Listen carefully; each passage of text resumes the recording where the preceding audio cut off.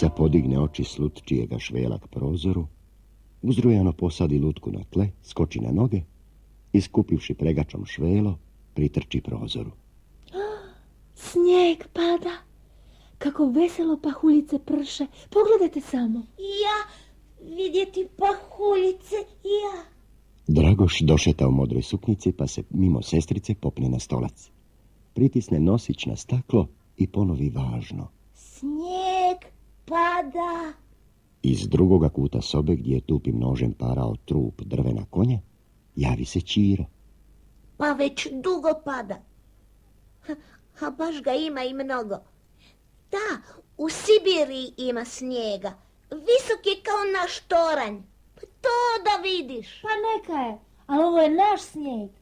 A danas je i badnjak. Ja ću ići van. Šta ćeš vani? Snijeg vidjeti.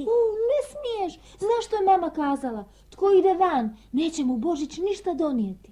Božić. To je, dakako, čarobna riječ. I naš se junak pokori, pa smireno čučne k svojim drvenim vojnicima nasred sobe. I Anica opet sjela pod visoki stol, pod kojim je bilo lutčije carstvo njeno. Kao rođeno bilo je ovo skrovište među dva kreveta za lutčiji svijet. Tu je Anica provodila najljepše časove svoga mladoga života. Ali, jer je tu za mutna dana bilo prilično tamno, sjela bi pred svoju kuću kad je imala da šije i kroji.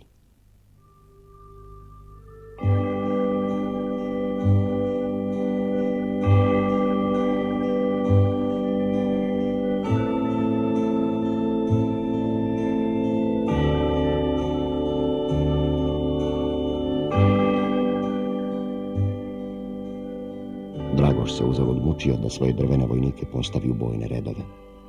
Bili su to sami veterani koji su u junačkim bojevima pogubili koji glavu, koji ruku, a većina po jednu nogu, pa je stajalo 300 muka dok bi se koji ispravio u bojni stav.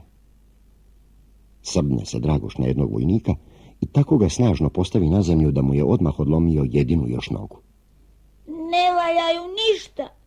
Ja bih htio da mi Božić donese nove soldate i jake, pa sa 2 noge da mogu stajati. I konja ću dobiti velikoga, da mogu na njem jahati. I imat će 4 noge i grivu i sedlo.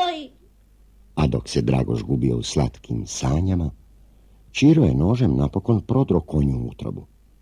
On je svakoj stvari htio doći na kraj i vidjeti kakva je iznutra, a onda je više nije trebao. Tako i sada baci konja da mu je odmah odlomio rep i s nekim prezrijivim zadovoljstvom ustanovi: Šupalj je, ali moj neće biti šupalj. Ogledavajući se po sobi ne bi li što god novo našao što bi mogao raščiniti i istraživati, Ćiro se došuljao do Anice i tobože nehajno ispružio ruku za lutkom što je ležala pored Anice.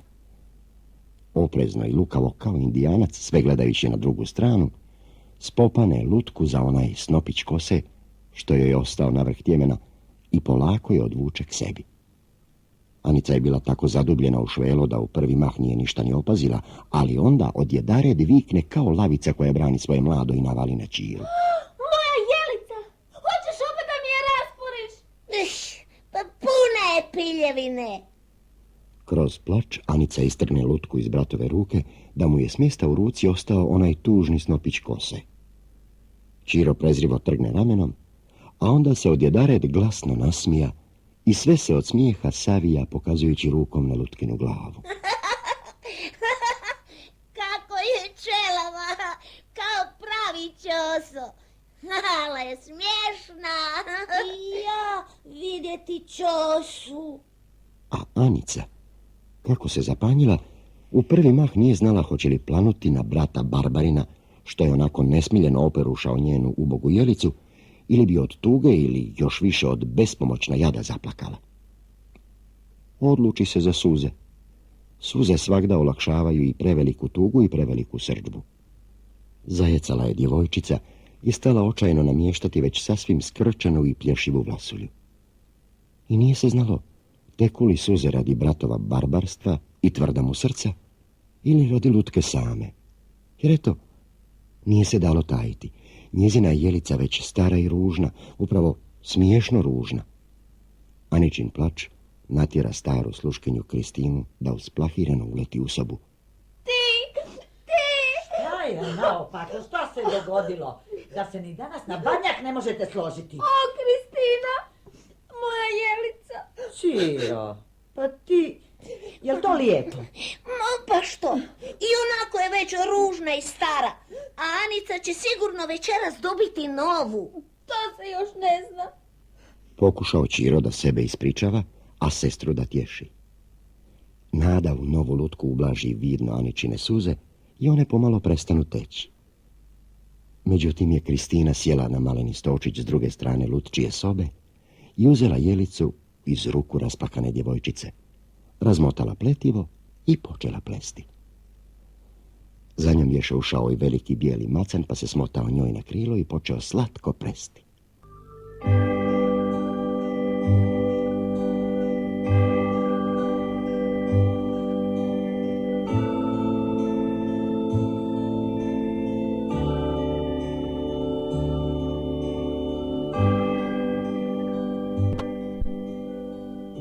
Čiro šuteći izvuče ispod kreveta malena kolica, zapravo sandučak na 2 točka pun kutica od žigica i vrećica pijeska, te stane pijesak pretovarivati u kutice. Neko je vrijeme poslije toga zašutjelo u sobi. Svako se zabavljao svojim poslom.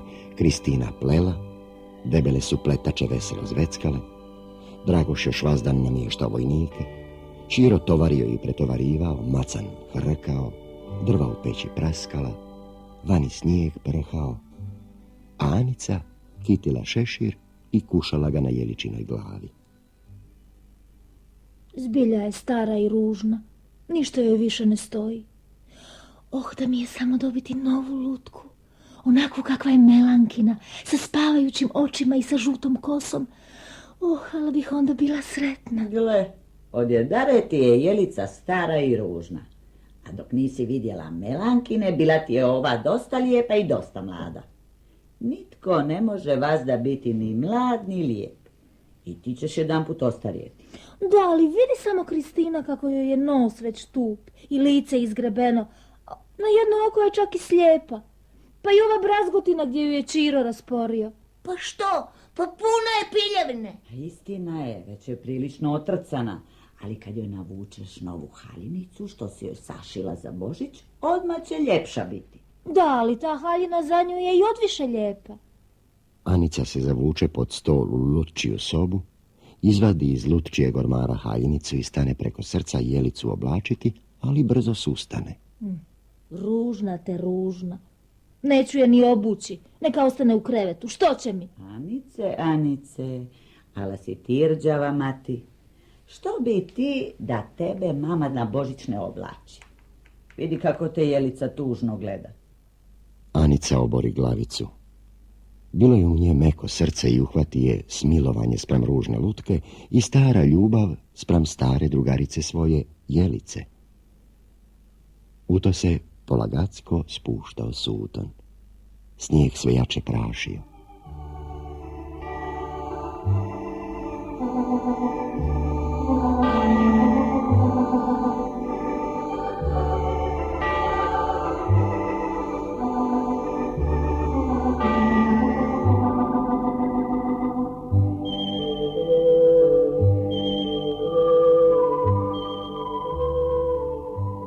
Dragošu već dosadilo uzaludno namještanje vojnika, pa se odjedaret protegne iz jevne.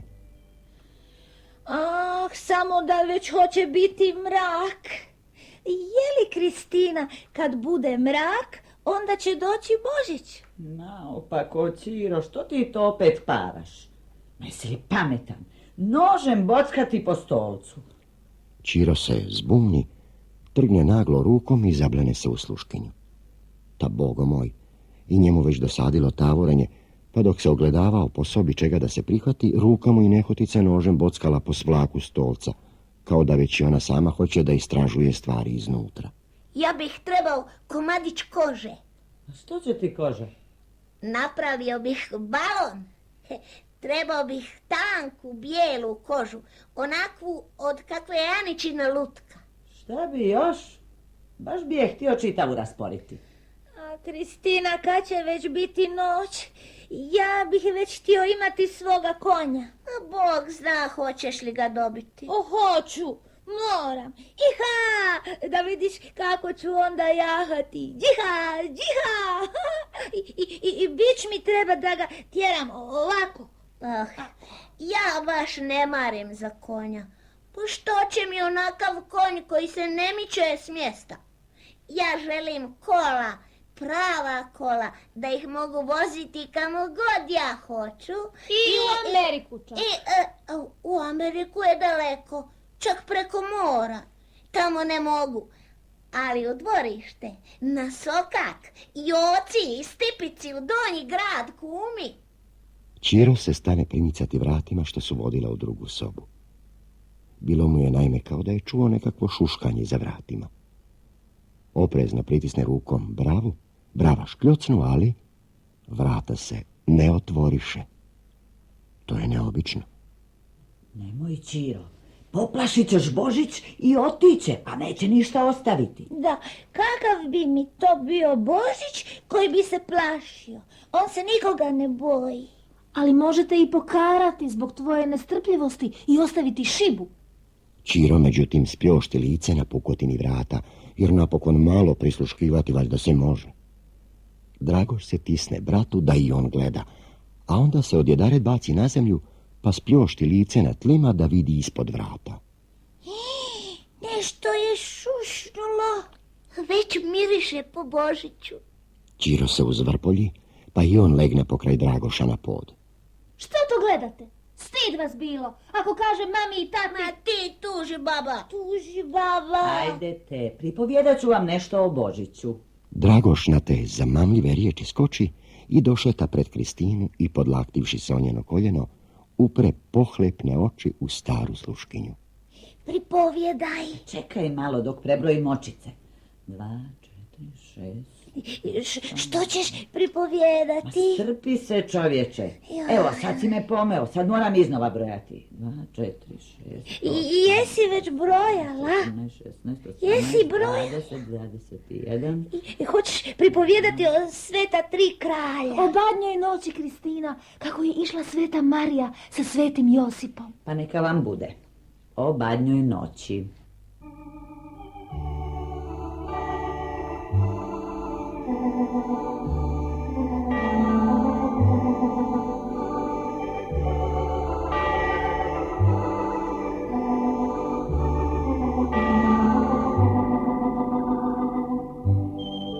Nad sobom se spustio suton.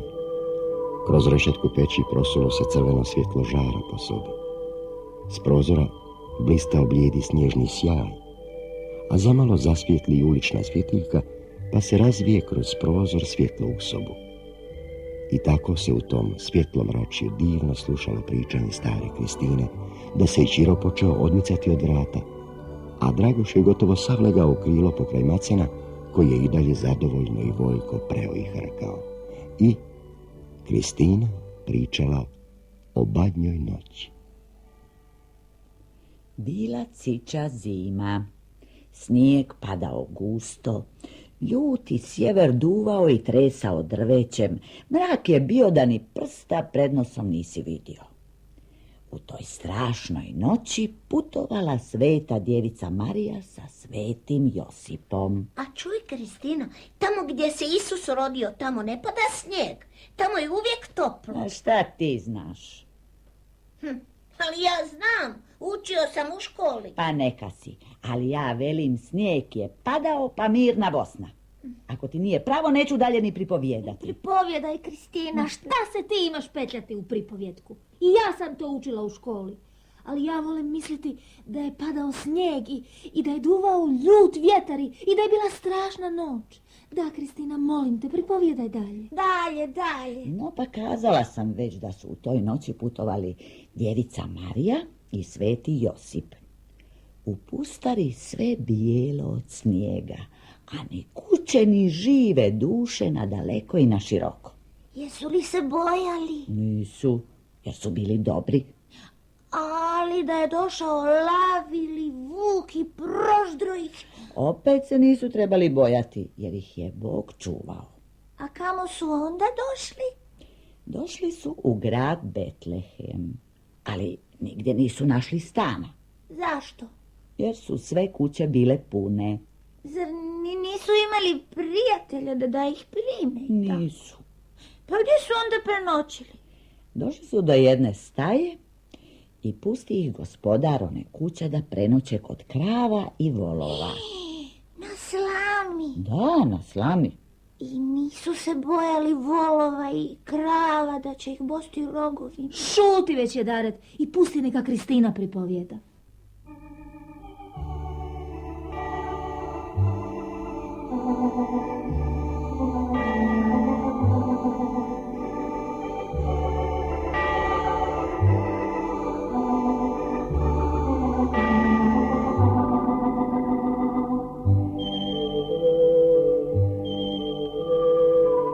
I Ćiro se bliže primakao i stao k stolu, pa po staroj navadi bušio prstima oko mreška na stolnjaka, da je od dvije očice postala jedna.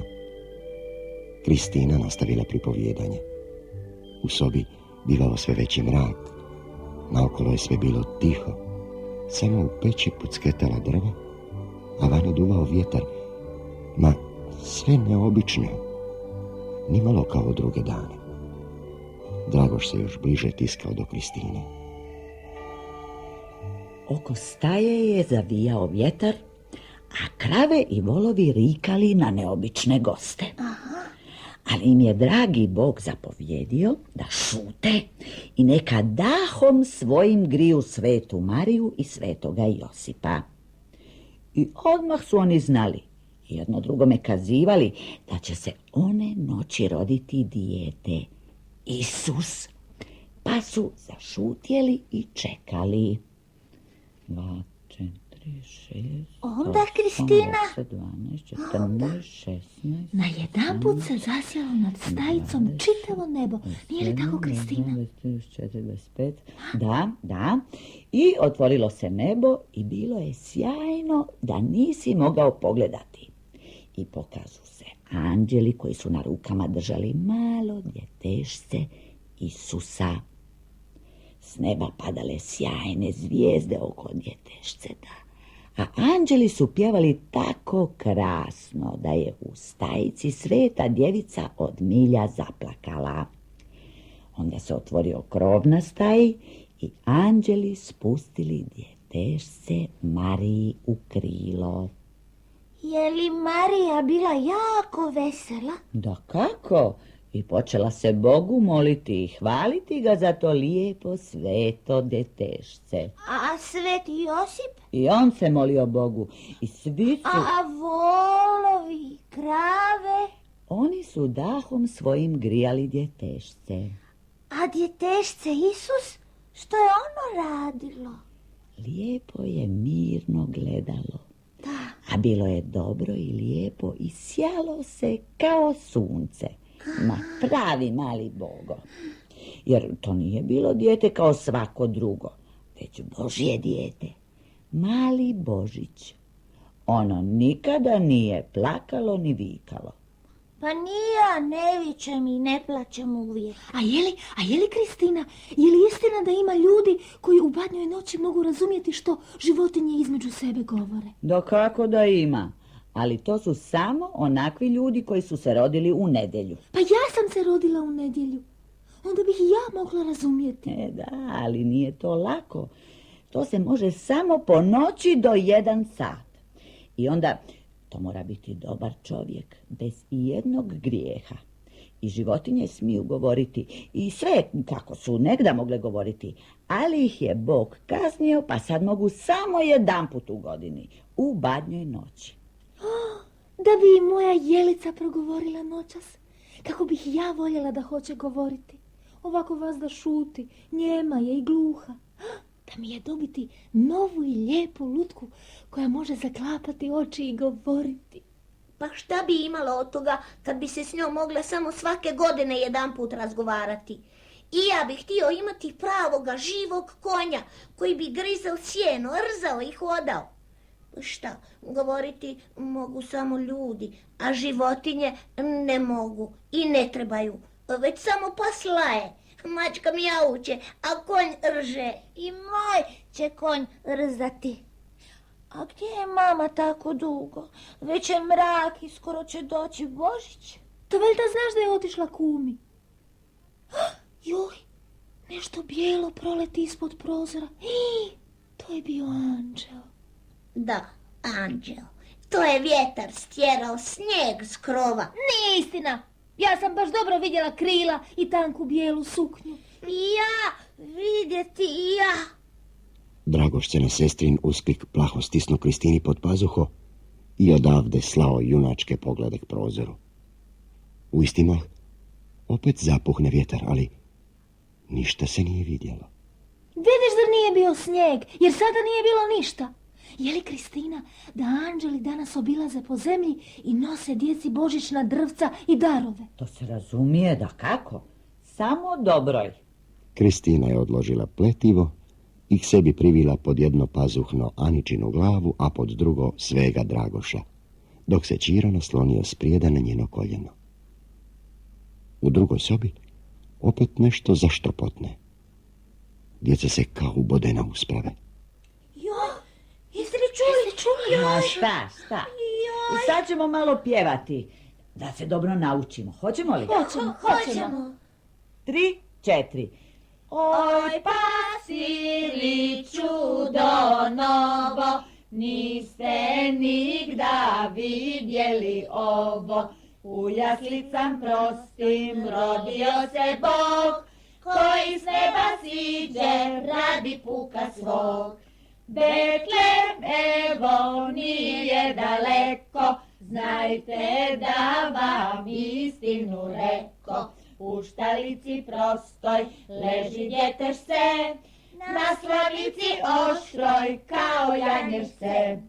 Ljubav Božja prevelika, primi pravu put čovjeka. S neba ziđe dolje radi grešnika, rodi se u štali radi čovjeka. Dobro, a koju ćemo sad? Narodi nam se kraj nebeski Od Marije, čiste djevice, na tom mladom ljetu veselimo se. Mladoga kralja mi molimo, daj nam Bog zdravlje, k tomu veselje. Na tom mladom ljetu svega obilja, na tom mladom ljetu veselimo se. Mladoga kralja mi molimo.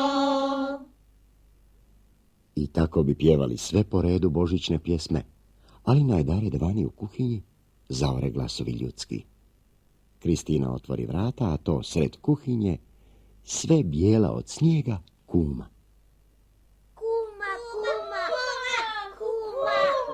Kumo, kad će doći Božić? Ja sam grenadir.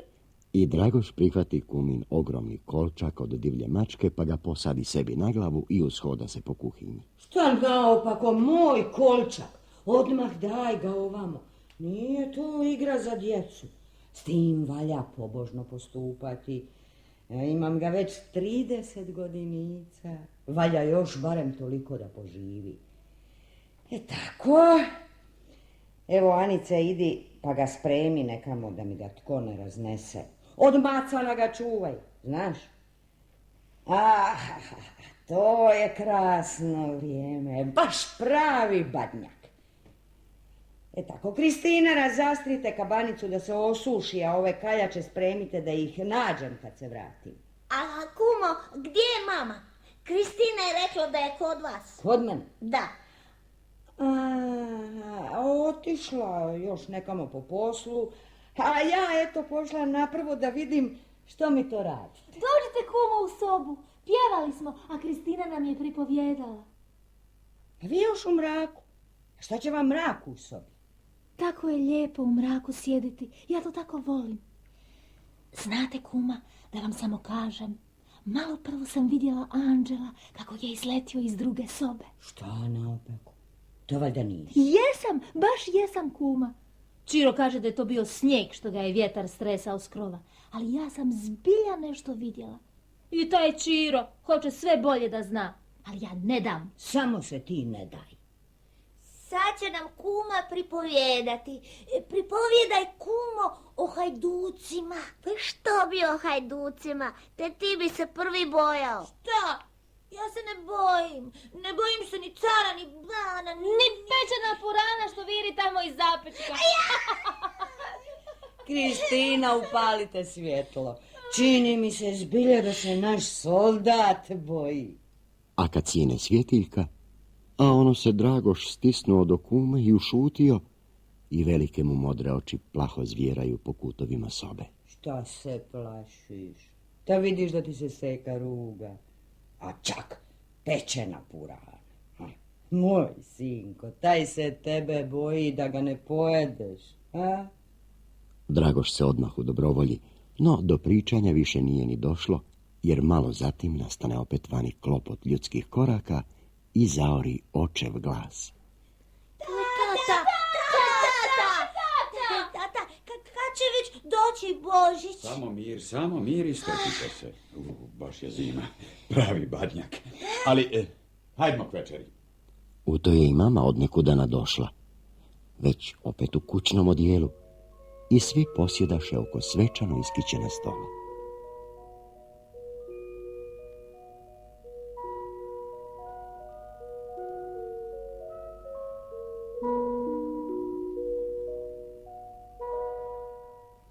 O, kuma, ja ne mogu ništa večerati.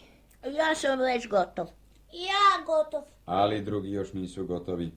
Svaki neka ostane na svom mjestu, inače... I to inače prikuje oba nestrpljivca na svojim mjestima.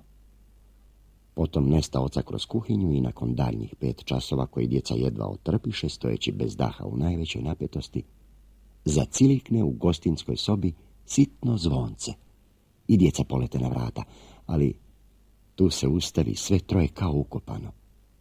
Plaho pogledaše u mamu i kumu, za kojima stajaše vjerna Kristina u nedjeljnom ruhu. Od velike uzrujanosti i plahosti ne usudiše se djeca sama otvoriti. Baš ste junaci. Kuma uhvati najmanjega za ruku, dok je mama otvarala vrata. Na pragu se zapanjeno ustavi po drugi put mala četica. Zinuše ustima i ne usudiše se dalje. Da ovakvoj se krasoti ni u najsmjelijim sanjama nisu nadali. Ne znaš kamo bi najprije pogledao. Onaj se bor posred sobe sjaji, blista kao da su po njemu pale sve same zvijezde nebeske, pa ti kradu i mame oči svojim svjetlucanjem. A tek sve ono što je bilo poredano pod drvetom i oko njega. Konj! 2 konja, jedan veliki, drugi mali. Moj konj! Razvalio Dragoš oči, a od prvoga čuda istebivanja pritisnuo ručice na prsa i hoće da poleti, ali ga ustavi očeva ruka. Čekaj još malo. Najprije da zapjevamo. Otac sjeo za harmoniju i počeo svirati, a 7 se grla složilo u svetom zanosu da zahvalna i ganuta srca dočekaju mladoga kralja.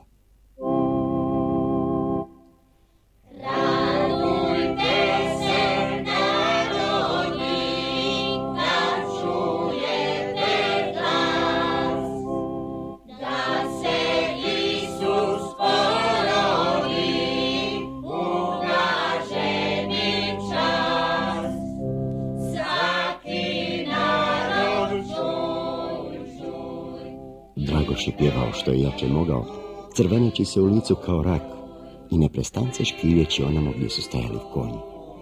A ručica mu se trzala u kuminoj ruci kao uhvaćena ptičica. Valjalo se strpjeti dok ne otpjevaše sve redom božićne pjesme, ali onda, kad odjekne posljednji zvuk od mladoga kralja mi molimo, Istrgne se Dragoš i istisnuvši bojnu viku poleti k svome konju, pa mu se ni 5 ni 6 turi na pleća. Gle kako trči moj konj! Jiha, jiha, jiha, hop, hop!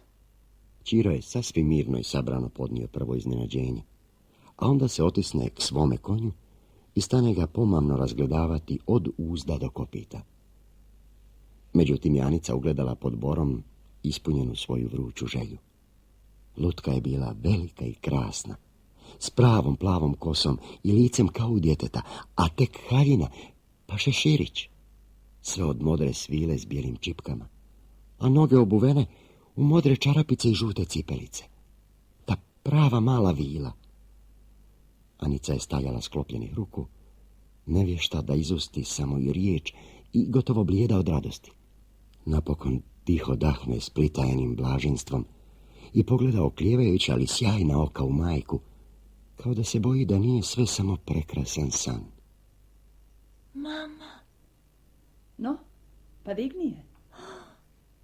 kako je velika. I oči joj se sklapaju, i zubići se vide. A te jamice u obrazima i u bradici, vidi tata te prstiće. Svaki je za sebe i može se micati. I čitava se beba može gibati. O, ni Melankina nije tako živa kao ova. Što će Melanka reći kad je vidi? I gledaj, mama, čak i naušnice ima u ušima. A te cipelice, kuma, gledajte samo. Od kože su kao prave i te petice. Pa puceta, ovakva se što dosad još nije vidjelo. Dok Janica ovako neumorno nabrajala vrline svoje lutke, a Dragoš velikom vikom gonio svoga konja, dotle je Čiro šuteći nastavljao pregledbu svoga konja. Tata, ovaj je konj kao Slavkov. Ima istu brazgotinu na vratu, isto sedlo, ama sve isto. Ali tvoj konj ne može tako trčati ko moj. Tvoj je konj slijep na lijevo oko, a baš tako je bio slijep i Ivićin konj. Tata, ja znam od koga su ova dva konja. A šta bi ti znao? Eto, Božić vam je donio, pa mirna Bosna. Ali tu ima još svašta lijepa. Tu su bile prekrasne jasle pod borom božićnim s djetešcetom. Tu su bila kola i tu je bio sam krasni bor s debelim lancima od šarenog papira, sa zlatnim zvijezdicama i sitnim svjećicama. Da, to je bio sjaj. Kuma, ovakva Božića još nismo imali. Da, ovaj je put bio osobito darežljiv. Zato treba da budete dobri i zahvalni, jer vam valjda nikada više takav neće biti. Ivica i Slavko su već veliki, njima više ne trebaju igračke. Izbilja. To će dijete doći svemu na kraj. Čuješ, Anice, ti bi meni sad mogla pokloniti svoju staru jelicu. Baš bih je trebao za kočijaša. Pa neka ti je. Samo ću joj prije svući novu haljinu. A ne marim, a ja ću moliti kumu da mi za moga kočijaša sašije muške haljine. Čiro pokuša da posadi novoga kočijaša u ženskoj haljini na kola, ali stara jelica nije htjela sjediti, vas da bi pala na uznak. Čiro je pritištena sjedalo, tuče, ali ona neće te neće. Ala je glupa. Bit će upravo dobro da od njene kože izrežem remenje za svoga konja. I baci je od sebe da je poletjela k podnožju svoga kreveta, u kojoj je Anica upravo spremala svoju novu lutku. Jadna jelica.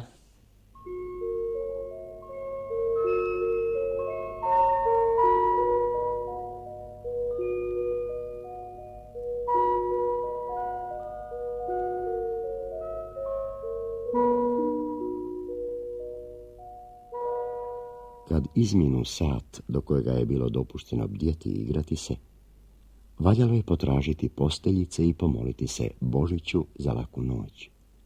Iako se još ni oči ni srca ni izdaleka ne nasitiše badnjom slavom. Dugo je trajalo uzrujano čavrljanje u posteljicama, a Dragoš je živo žalio što nije svoga konja mogao ponijeti sa sobom u krevet. I kroz prvi se san šuljala lica novih igračaka da nastave zabavljati i razblaživati djecu. A ja sam ipak vidjela Anđela. Baš je proletio mimo prozora. Imao je tanka, bijela krila.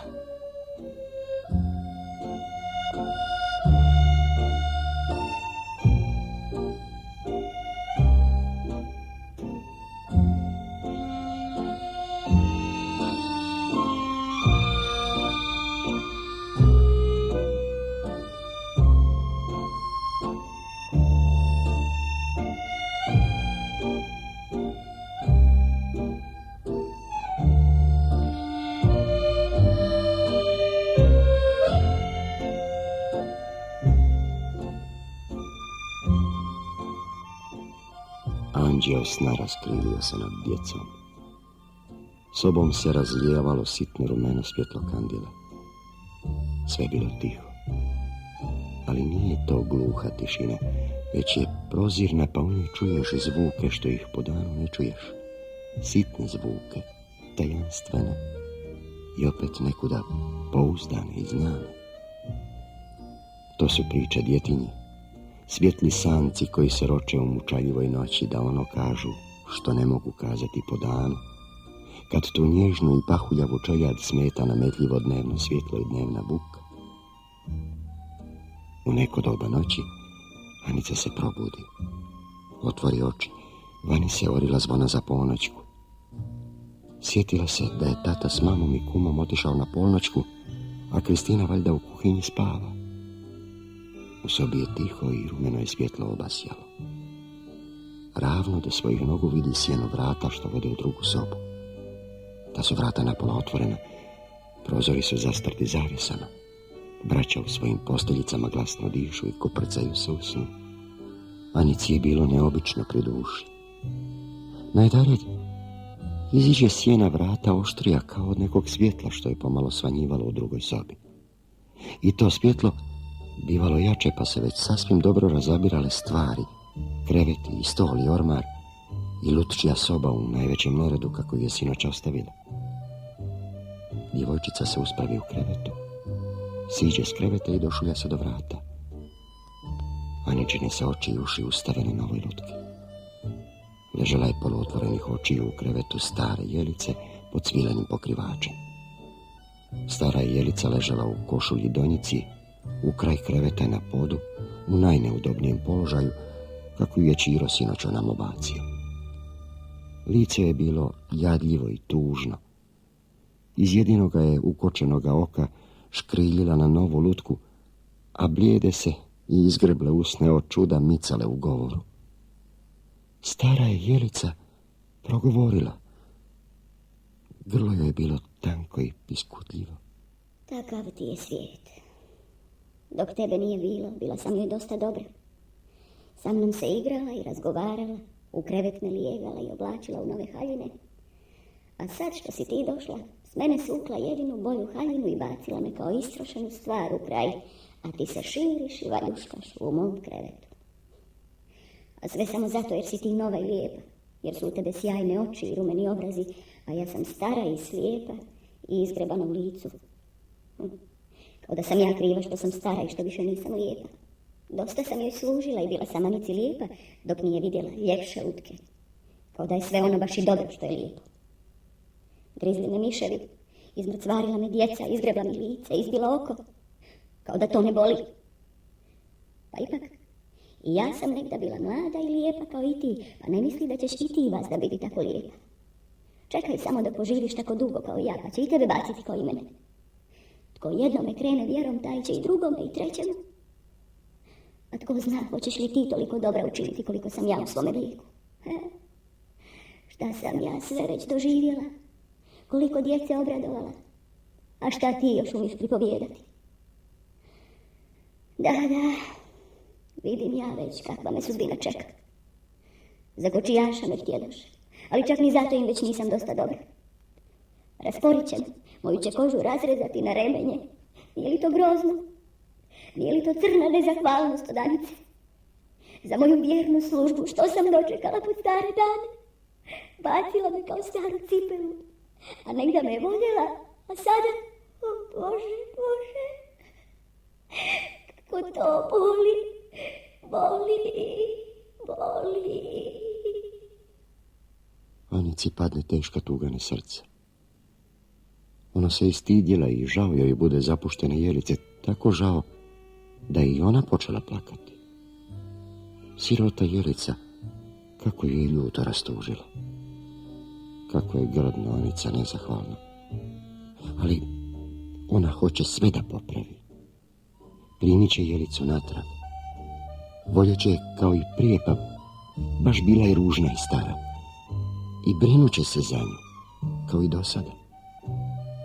Bože, kako je mogla samo biti tako kruta i nesmiljena?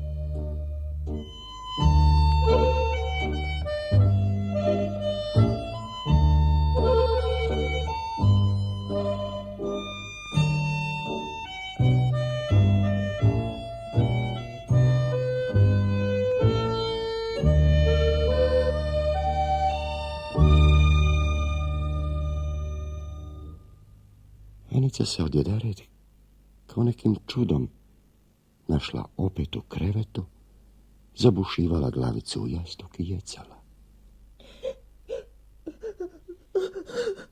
Što ti je? Ti plačeš? Moja Jelica. Jelicu hoćeš? Pa evo ti je. A sada spavaj. Ajde. Mama pokrije svoju kćerkicu pa se opet vrati u svoj krevet.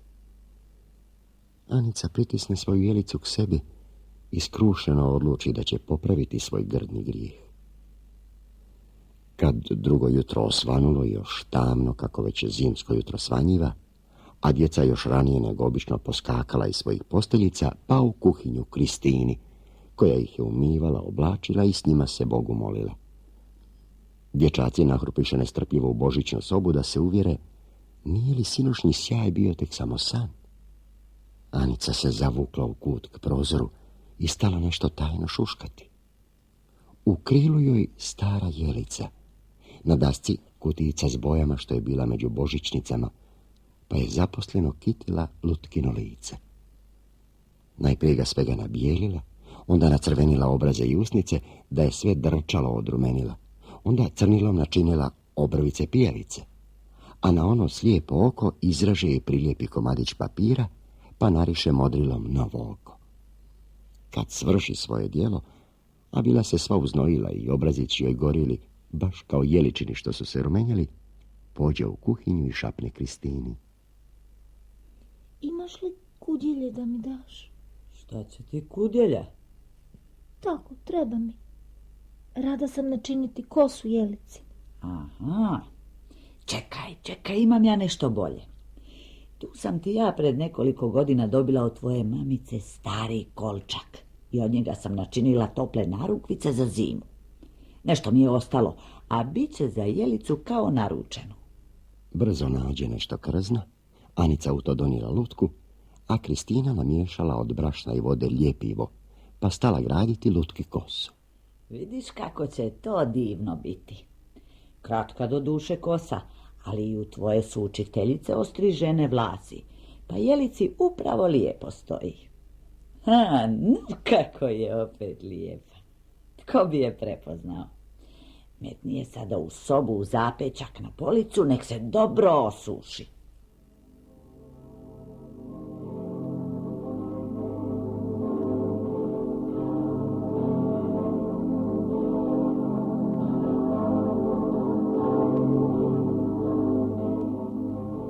Oko 10. sata čitava je porodica bila spremna da pođe u crkvu na veliku misu.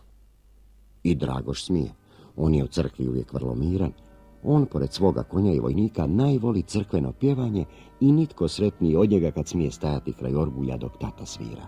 Tako i danas. Kor je pun pjevača i pjevačica, guslača i trubljača, a Dragoš mirno sjedi na klupi kraj tate, pa blaženo sluša pjevanje i sviranje.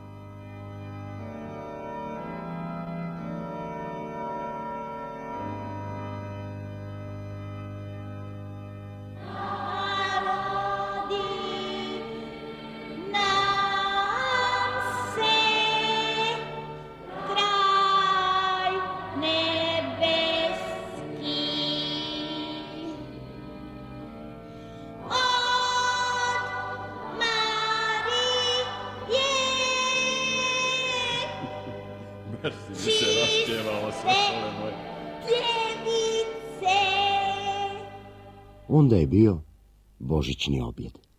Po objedu pođoše se djeca opet igrati. A gle, Anice, ti kanda i ne mariš za svoju novu lutku. Čitav te dan vidim samo sa starom Jelicom. Mama, ne reci nikome. Ja sam noćas slušala Jelicu. Ona je razgovarala s onom novom.